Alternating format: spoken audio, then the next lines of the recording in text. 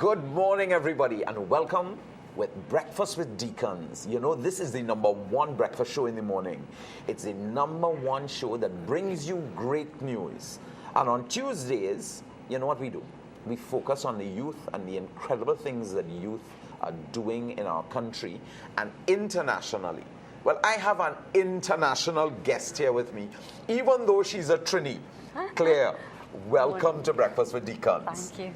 And I hope Daddy Philip is watching on Breakfast with Deacons this morning. You came back from morning mass. Good to have you on the show. I've got your daughter. Welcome back to Trinidad. I heard you were away for many years. What's happening? Yes, I've been living in England just over 11 years now. In that cold country? Yes. Freezing? Well, I've managed to come home every Christmas. You well, lucky apart from person. one so far. So I'm very lucky in that sense, yeah. And what were you doing in England all these years?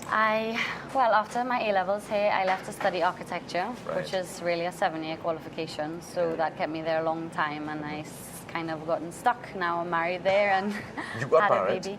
Yes, I got married. And you said you had a baby? Yes, Boy last or year. girl? A boy, Johan. Wow, Johan. Yes. Great. You know, one of my good friends, his name is Johan. He actually lectures with me. So, Okay. Johan, in case you're looking on, this young lady has got a Johan, all right? So, that not very popular name, especially in Trinidad, but great. So, you are an architect. Yes, I am. Are you practicing? Officially. Well, I'm doing a little bit of work from home at the moment, but my Right. little baby is keeping me busy. Right. This year, I'm going to see if I can get what I'm going to do work-wise in Right. London. It's a bit difficult with the baby, and Yeah. so we'll see. But yeah. But you're here to talk about something else, not about babies and your another thing that's been architecture. keeping me busy. Yes, God, these Trinis are kept busy all the time. Tell us, Claire. I've heard so much about Catholic Voices. Yeah. It started in England. Yeah. Give us an idea. I mean, how are you associated with Catholic Voices? Okay. What is Catholic Voices? What's this organization all about? I mean, I know we have a training session happening tomorrow, Yeah. right, at the Normandy. Yeah, well, there's an open sort of public forum An being given by open Jack public- Valero. Good. Yeah. Great. Tell us a little bit about Catholic Okay, Voices okay. and your association with Catholic Voices. Okay, well, I've been involved in Catholic Voices for about 3 years now. Okay. Catholic Voices is basically an organization of mostly lay people that are basically trained to put across the church's teachings or to put the church's message in the public square, Right. specifically in the 24-hour media world. So we're quite jokingly known as media-friendly, studio-ready, and ego-free. But, you know, you find there are a lot of good Catholics out there that wants to relay the church's message to the public, but they don't quite know how to, or they lack the skills of how to actually work in the media, because it's not an easy, you probably do it all the time and are used to it, but many people somehow get into the media world and feel a bit stumped with how to put across a message. So Catholic Voices trains you. They're professionals that don't necessarily have any interest in the Catholic Church, that's from various media houses that come and train us how to speak and use various techniques, much like a politician might be taught how to speak in sound bites so that what you say can't be edited, how to speak positively so that we're not always on the defensive, as often you might find yourself getting a bit defensive when the Catholic Church is under attack.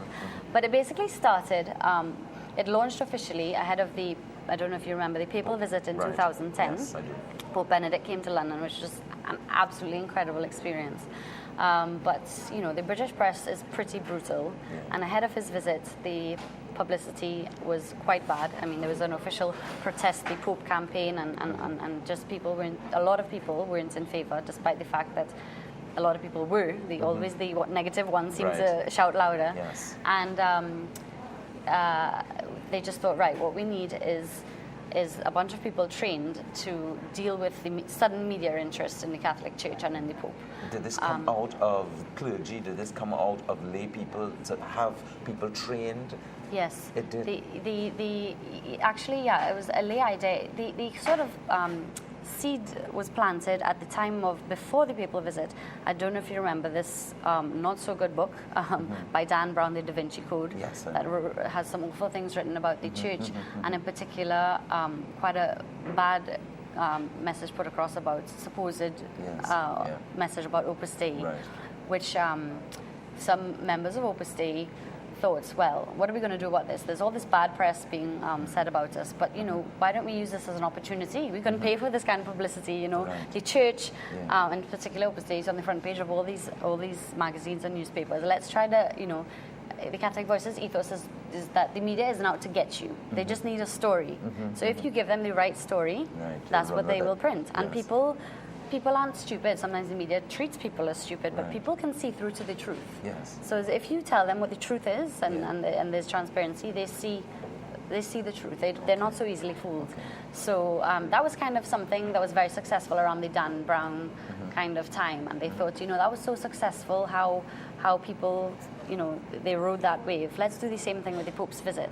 And I could see from the time the Pope arrived, and with all the negative coverage before he arrived, to the time he left as a hero, it was just, 100,000 people kneeling down in adoration in Hyde Park in absolute silence before Pope Benedict and the Eucharist was just, incredible. The visit was a huge success. Were you there in Hyde Park? Of course I was there. And, 100 and something Catholic Voices interviews later. Yes. It was incredible to see the change. There's stories of people sitting in a pub and 2 Catholic Voices doing the commentary. Because, of course, the Pope had all these events and the live commentary was being done by 2 Catholic Voices. And somebody heard somebody in the pub saying, maybe these Catholics, they have something. Maybe they're not so stupid after all. What they're saying makes sense. Right. It's a typical example of how, people can see that the Catholic Voices' way of reasoning is not just necessarily, although everything we believe is in the Bible, quoting from the Bible, we bring reason to people and we show them how what we believe is relevant to them, even if they don't subscribe to our religion. It's about finding common ground and leading people to the truth, and actually, hopefully, they might come to believe in God the way we do. But it's basically showing them how faith, it's about the Catholic Church, but faith in general, why it deserves a spot in the public square, which is a very difficult thing to do in a country like England, where people don't want to hear about God or religion. I know. But it has grown tremendously. Tremendously, it's exploded. Because it's how many countries now? I think at least 7, and interest in many others. Trinidad, Yes. Catholic Voices. Yeah. Let's bring her back home. So Trinidad is very lucky in the sense that for some time, people have heard what I've been involved in Catholic Voices. If people are interested, catholicvoices.org.uk, if everything's there, the website's fantastic. Lots of amazing interviews of examples of how a Catholic can go on the BBC and confidently speak about their faith and not leave feeling like they did a bad job. But Trinidad is very lucky to have Jack here with us giving the talk tomorrow because... Jack Valero. Yes. Yeah. Because usually Catholic Voices would go to a country typically ahead of a papal visit. So they went to Mexico, they went to Brazil ahead of World Youth Day there. But it just so happens that Jack is in Venezuela getting Catholic Voices going there, and he's passing through Trinidad for 2 days. Wow. So I said, yes, please. You told him, begged him. Thank you, Claire. Because for a long time people were begging me to why don't you get the coordinators to come to our Catholic Voices here? And I was like, well, there's so many countries asking. And, we don't really have, there's issues in Trinidad always, there's always going to be issues in every country, but, we're not on the brink of legalizing abortion. We're not there's nothing in Parliament per se to be like, right, we need to start managing the media. Although, Well, actually, we need to start managing the media because there are 2, big issues coming out, and abortion is something that people want to push, as well as the gender issues, and the gender policy. But the gender policy with a slant towards all the different sexualities or genders that there are.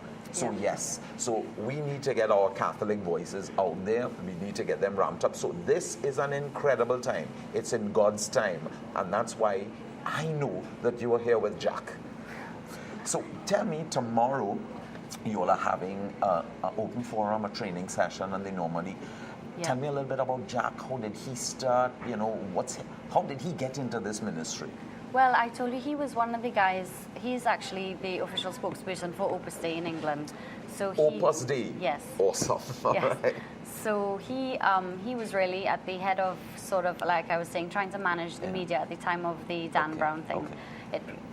Coverage of Opus Dei got quite negative in the UK, and very unfairly.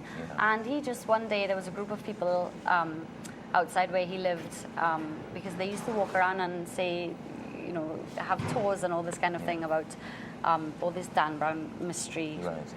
palaver, and he just threw open the doors and said, "Hi, I'm Jack. I'm nice to meet you. I'm the spokesperson for Opus Dei. You want to know about Opus Dei?" And explain to them everything, and they just, by the end of it, we're just like, well, I don't understand why do people say all these things about you all, you know? And the moral of the story is basically, you just need to get your message out there, and people will see through to the truth. And they just, like I was saying, he said, we can't pay for this kind of publicity. Let's just like let the media know. Anybody wants to know about anything about Opus Dei, let's let them know. And the Catholic Church saw how they did that and said, you know, we really need this at the Pope's visit. We need you all to flood the media with the good messages, and that's what they'll print. And so said, so done. By the end of the the visit, the Pope's visit. The press coverage was actually really, really good. And, you know, there's conversion stories. You know, we live in a very media-heavy world. People are always plugged into some kind of social media or something. And, you know, the Catholic Church needs to learn to use that to its advantage. I have a friend in Catholic Voices who was always, she's so funny, she's a Chilean. Catholic Voices is very diverse, by the way. And she said, social media is made for Catholics. You know, we're not afraid of media and technology. And you know, people maybe have this idea of the church as being kind of backward, but not Catholic Voices. We're very, very techie and Twitter and everything. Young people. Young exactly. People. You make it happen. You know, I always share with, you know, that's why we've created this forum on Breakfast with Deacons for Tuesdays to be for young people. You know, hear the young Catholic voices and all the wonderful things that they're doing outside. You know, and bringing technology and bringing God's word through technology, that is really your sphere. You know, we are kind of like digital, what's the word? Digital visitors. You all kind of like digital natives. You all know about all this stuff, even though I try, you know, and way back, you know, my children just kind of show me, no, Daddy, this is how to do it right, you know? So great. But I want to get back to the Catholic voices. And you said something that I hope Uncle Derek is saying that it is prophetic. Claire said that normally you would get Catholic voices going into a country just kind of like before the Pope would visit. Oh, yeah.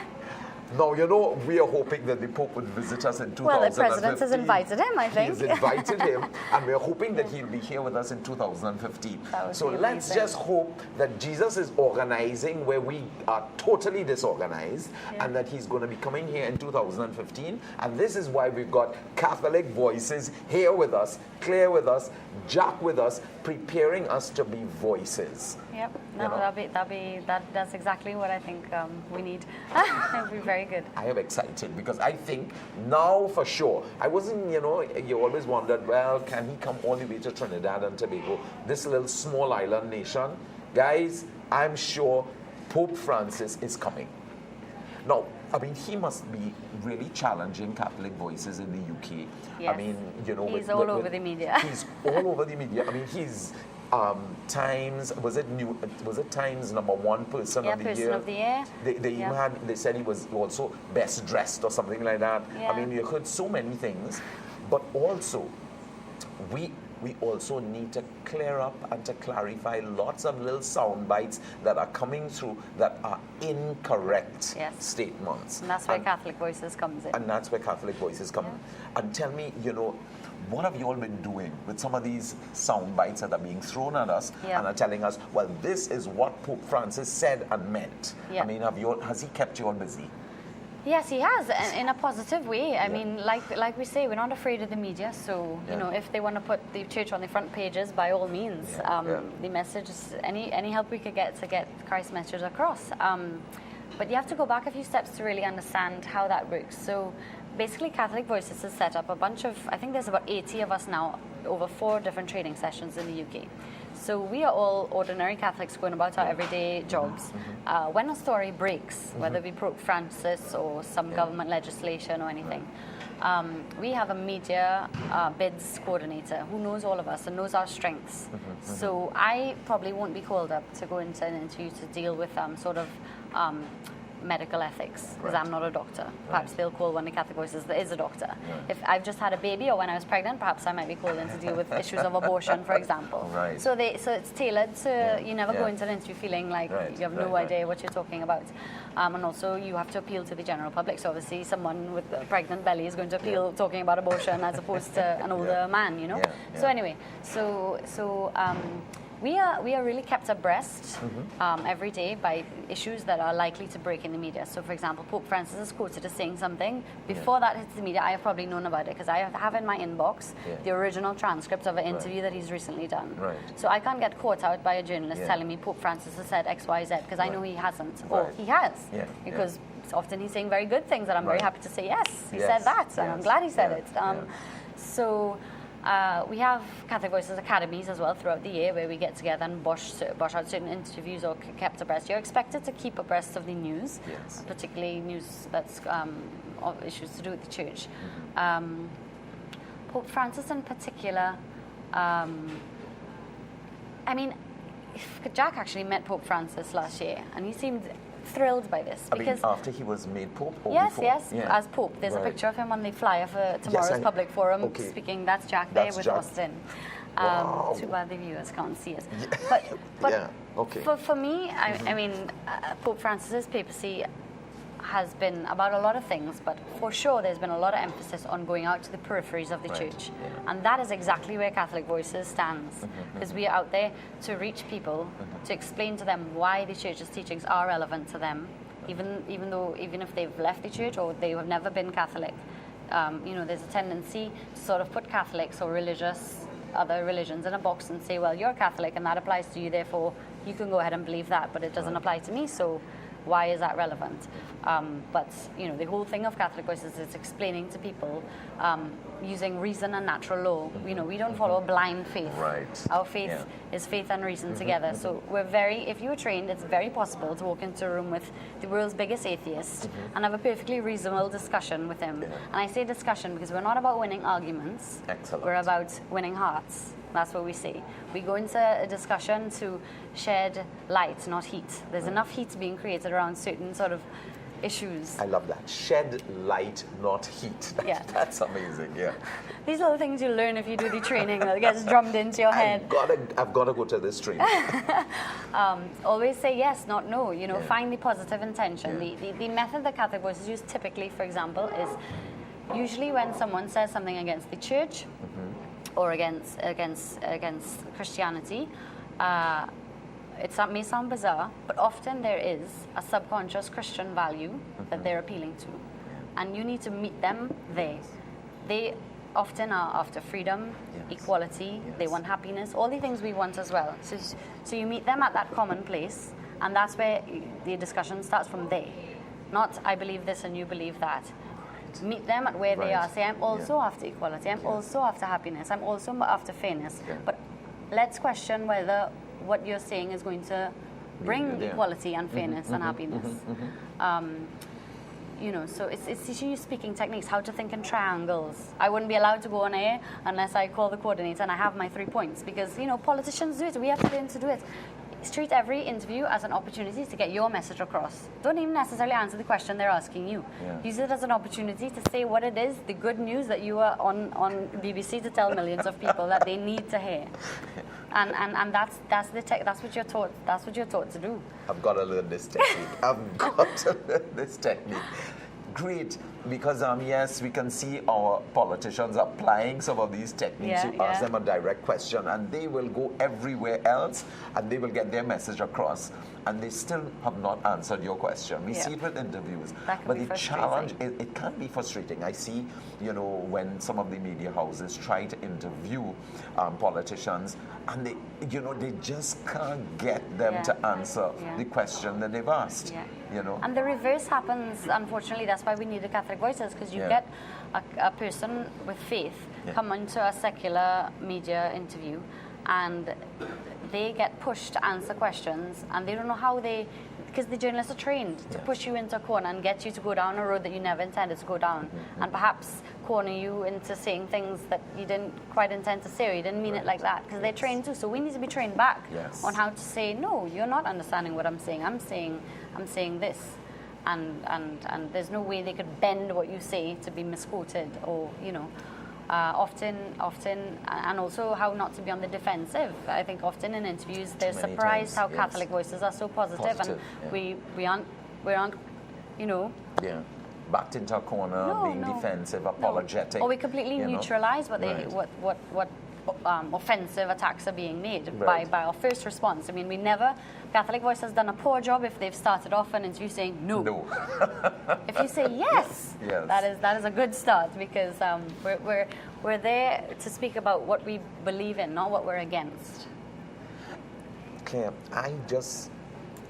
I'm so interested. I have to lecture tomorrow. I'm thinking I'm going to have to postpone my class tomorrow. Let's talk about tomorrow, because tomorrow we have Catholic Voices visits Trinidad and Tobago, and it's on Wednesday, the 15th of January, 2014. It's 6 p.m. at the Normandy. How long is the session for? Well, Jack could go on for as long as people let him.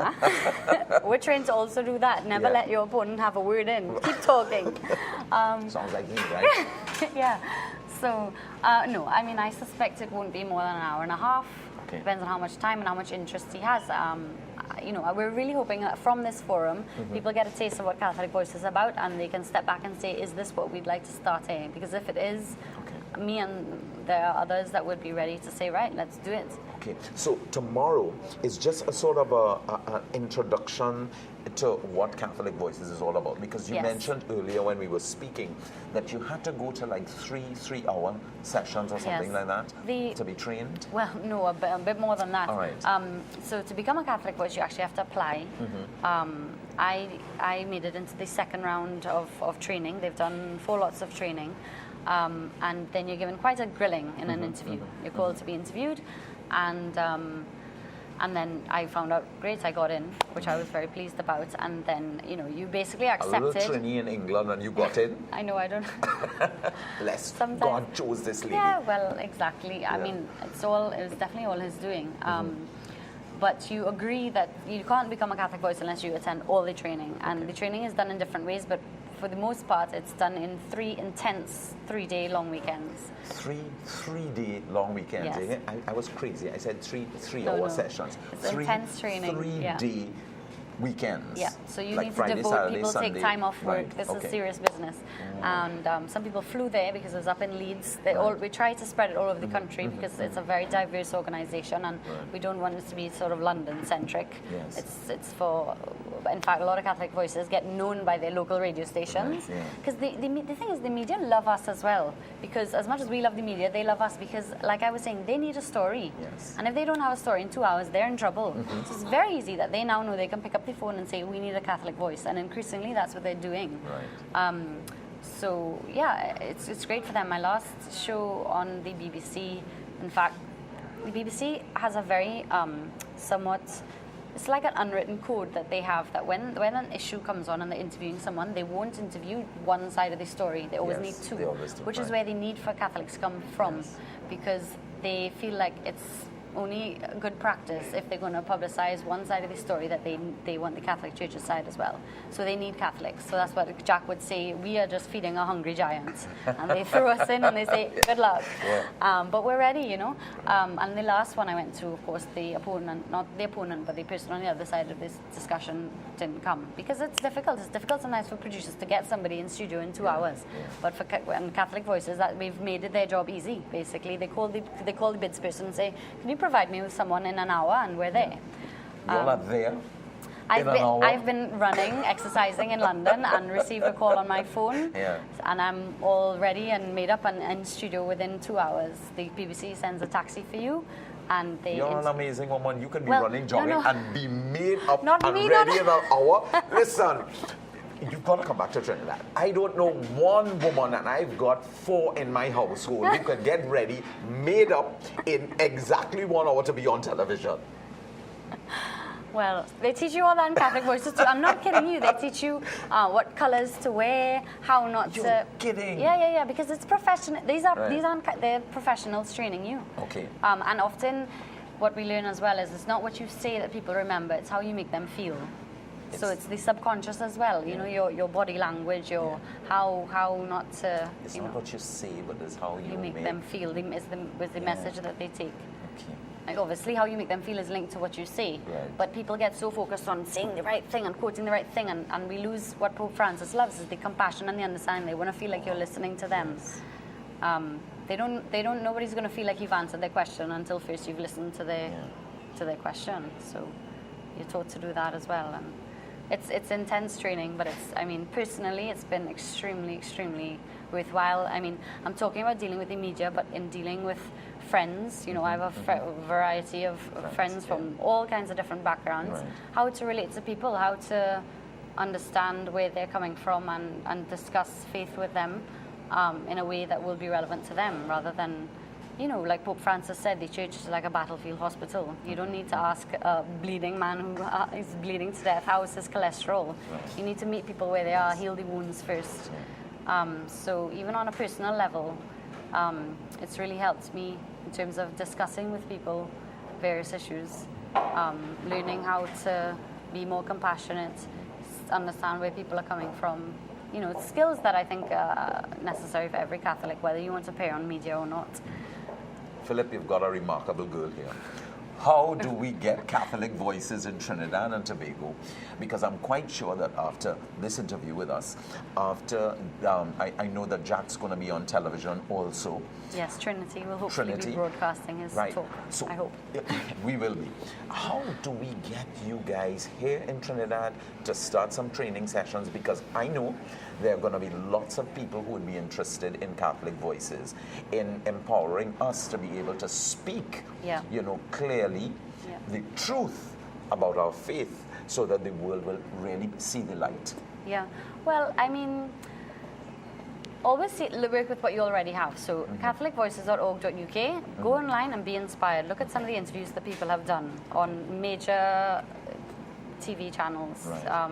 So there are links on your website. Yep, of numerous interviews. And look at how the Holy Spirit works. I always tell this story. At the papal visit, there was a priest who did the Catholic Voices training. And like I said, there aren't many priests that have done it. It's mostly lay people. Yeah. And he was going up against Peter Tatchell, who's a well-known atheist in the UK. And we have a prayer that we say in Catholic Voices before doing any media appearances. And whether or not he did the prayer, I don't know. But the Holy Spirit was really at work, because what happened was at the Pope's visit, there's all these live things, and his audio has cut out, and he didn't hear a thing that Peter Tatchell said. So the camera panned to him, and it was his turn to answer what Peter Tatchell said. He hadn't heard a word, and he said, I had a bit of a technical difficulty, and I didn't hear a word that he said. But you know what? I don't think I needed to, because they always say the same thing. Yeah. And what I would say is da da da da da da, and he just said exactly word for word, rebutted what the other guy had said, and that was just the Holy Spirit putting the words in him. It's the Holy Spirit. Yeah. I want to thank you, Claire, for coming and sharing Catholic voices with us. Time runs out when you're having fun. Breakfast with Deacons, it was short today. Breakfast with Deacons ran, but Claire, thank you so much. We're going to have Claire on again, or hopefully Jack will be on, and we know that. So thank you for being on with us. Catholic Voices on Breakfast with Deacons. Claire Hamilsmith at Trinity back in Trinidad. Thank you.